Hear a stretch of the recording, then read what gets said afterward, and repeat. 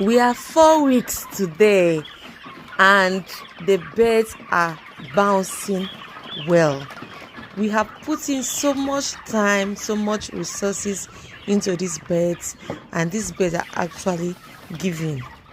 As at today, we were able to have an average weight of 1.65 from these birds, and it is a good weight.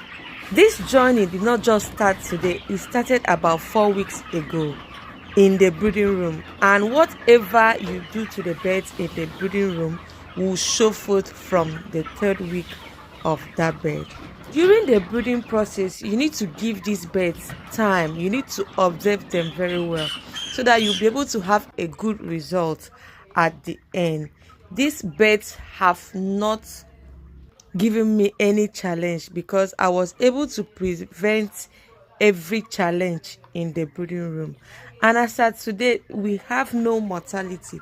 I repeat, no mortality as at 4 weeks, making it 28 days. Always your farmer. Stay on this page. You're welcome.